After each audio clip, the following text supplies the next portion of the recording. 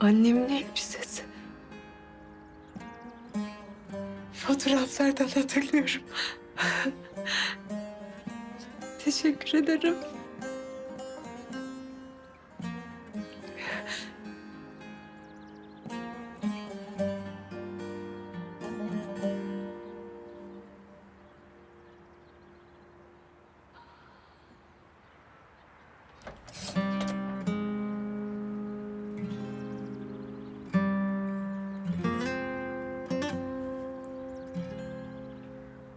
Birlikte bu evin kışını bahara, matemini bayrama çevirebiliriz.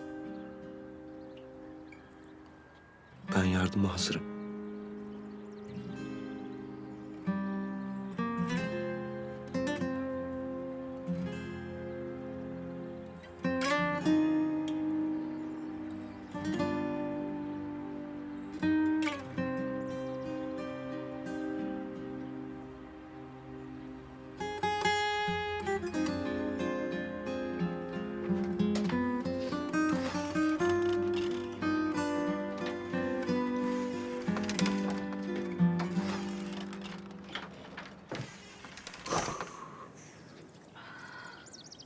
Yani aslında evin başka eşyaları da varmış depoda.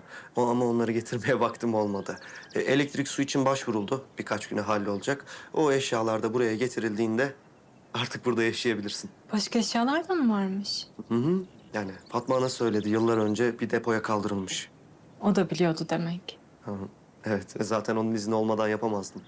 Ben veda etmek için yanına gittiğimde bir şey söylemedi bana. Ben öyle rica ettim. Sana sürpriz yapmak istedim.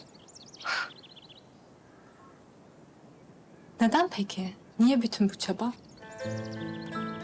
Kalmanı o kadar çok istemiştim ki. Dün beni dinleseydin anlatacaktım. Ama dinlemedin. Peki o çizimler? Ya ben senelerdir bu evin önünden sürekli geçerim. Yani mimarlık okurken bile hep aklımdaydı. O yüzden sürekli çizdim durdum. Buraya yeniden hayat vermek istedim nedense. Yani bu evde beni çeken bir şey vardı hep. Sen gelene kadar onun ne olduğunu bilmiyordum. Ama artık biliyorum. Ha. Kalıyorsun değil mi? Şu bahsettiğin depo... Önce oraya gidelim mi? Ha?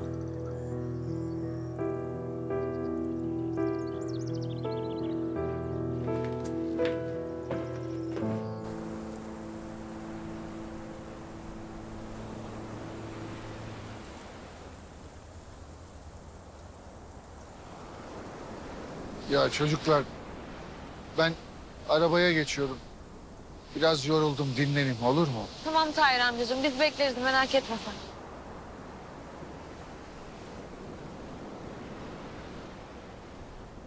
Adamcağız da perişan oldu, haline bak.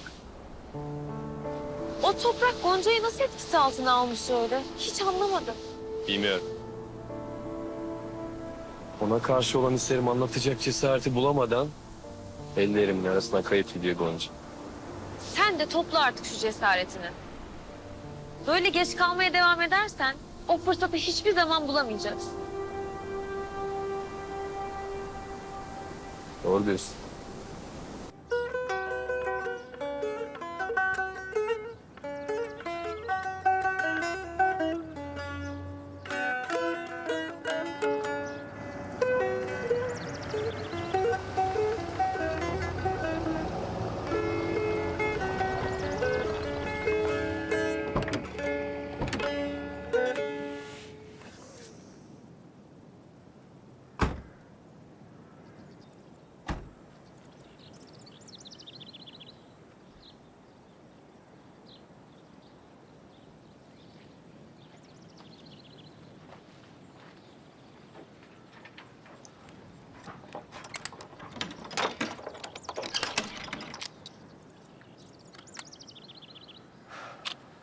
Sırrı abi. Sağ olasın abi. Gönül pas tutar. Açılmaz sanır. Kapılar kilit oldu sanır herkes. Ama aşkla açılır her kapı.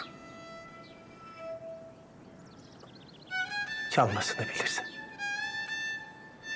İşte o vakit gönül kapısı ardına kadar açılır. Kapı önünde feryat figan işe yaramaz. Hakikat güzel sözden yana taraf tutar.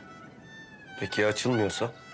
Açılmıyorsa salla gitsin. Bakalım mı? Bakalım.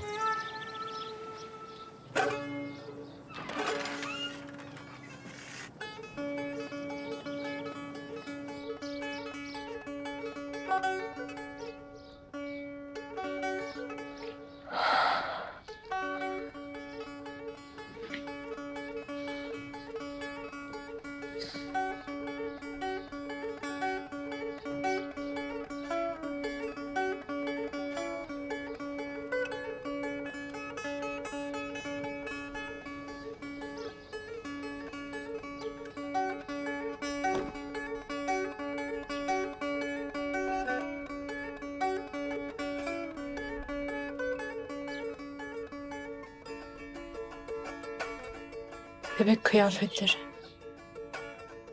Bunların ne işi var burada? Sana ait olamazlar mı? Yok hayır canım. Annem İstanbul'a gittikten sonra babamla tanıştı. Ben orada doğdum. Bir de beşik var burada.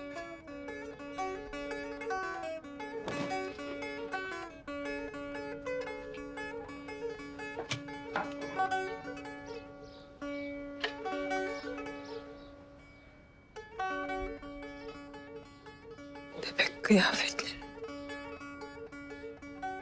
Anlamıyorum.